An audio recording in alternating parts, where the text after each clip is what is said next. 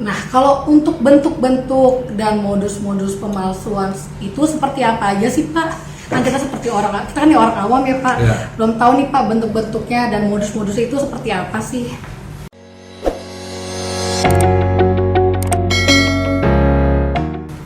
Ya, baik. Jadi memang bentuk-bentuk ataupun motif apa bukan bentuk ya. Jadi jenis-jenis pemalsuan itu berbagai macam. Ya, jenis-jenis pemalsuan itu berbagai macam. Kemudian juga modus pelakuannya, modus melakukannya juga berbeda-beda. Yang dipalsukan di dalam emas palsu itu ada 3 hal ya.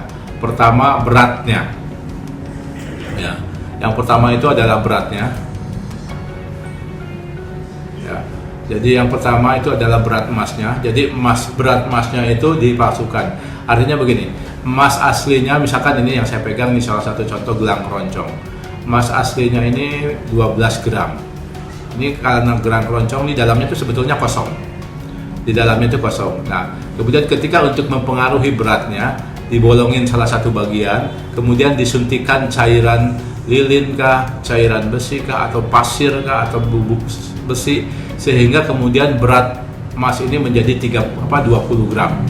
Dari asalnya 12 menjadi 20. Ini ketika diuji emas, karena memang barangnya terbuat dari emas, tetapi di dalamnya ada logam lain. Itu yang bentuk-bentuk pemalsuan beratnya ditambahin dengan yang bukan emas. Kemudian bentuk pemalsuan kadar. Ya, kadarnya tidak sesuai dengan apa yang disebutkan 20 karat ternyata 18 karat, disebutkan 750 ternyata 680 misalkan seperti itu. Jadi memang ada pemalsuan berat, ada pemalsuan kadar. Kemudian ada yang lebih parah lagi adalah sebetulnya bukan emas, hanya sekedar disepuh dikasih warna kuning, logam bukan emas, disebut emas. Gitu kan. Jadi biasanya ini emas batangan ataupun emas bentuk lain ya. Modus-modus pemalsuan ya. Di slide berikutnya coba kita lihat ada beberapa modus pemalsuan ya. Yang pertama adalah emas lapisan.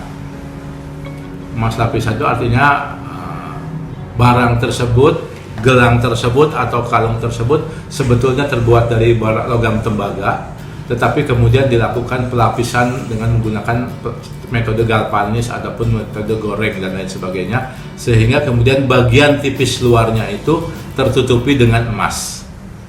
Di dalamnya tembaga, tetapi bagian luarnya dilapisi dengan emas yang cukup tipis.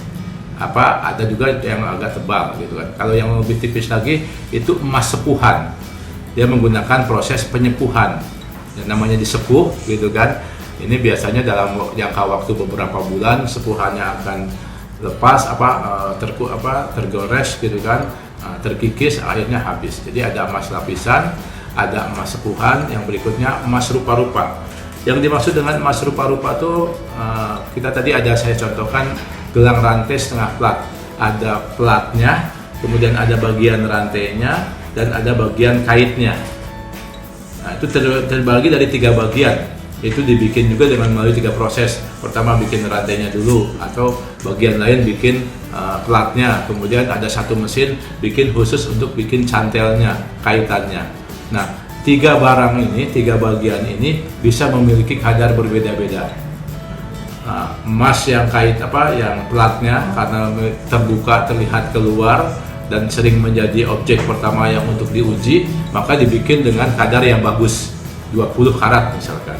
Tetapi rantainya ya karena memang diperlukan juga untuk yang agak keras, dibikin dari emas 18. Nah, kaitnya karena nggak terlalu penting dan kecil, malah dibikin dari emas 10 karat. Dan kita masyarakat nggak paham itu. Kan kita tahunya semua bagian hallnya itu semua terbuat dari emas kadar yang sama. Padahal dari sisi teknik membuat bisa saja dibuat dengan kadar yang berbeda-beda. Tapi kalau yang pedagangnya jujur, pabrikannya betul, ya semua bagian dibuat dari kadar emas yang sama. Kemudian yang tadi yang saya jelaskan di awal tentang emas isian, barangnya betul-betul emas, misalkan emas dari luar sendiri atau lain sebagainya, kemudian diisi ya.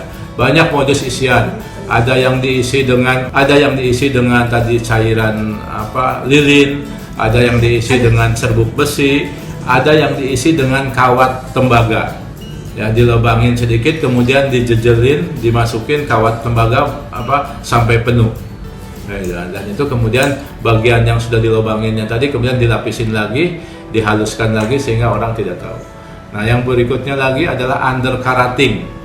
Undercarating itu adalah proses pemalsuan klaim kadar emas yang tidak sesuai dengan aslinya. Oleh toko disebut 8750, tetapi faktanya misalkan 70.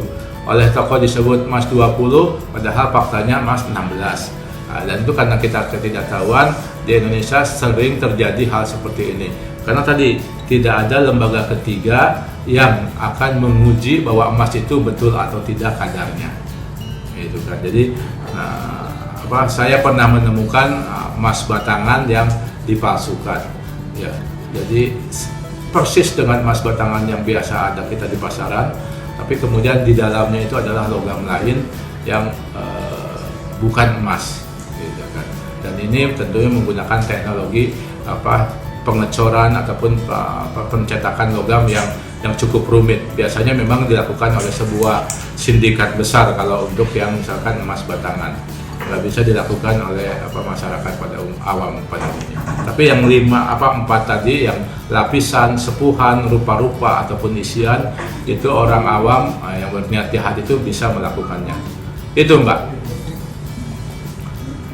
Wah, ternyata seperti itu ya Pak ya, bentuk-bentuknya dan modus-modus pemalsuannya. Berarti harus lebih berhati-hati lagi di kita nih Pak. Betul. Nah, kalau untuk secara sederhana nih Pak, bagaimana menguji emas perhiasan itu sendiri agar kita nih Pak ya, orang awam bisa lebih yakin lagi ini benar emas asli kah atau emas palsu nih.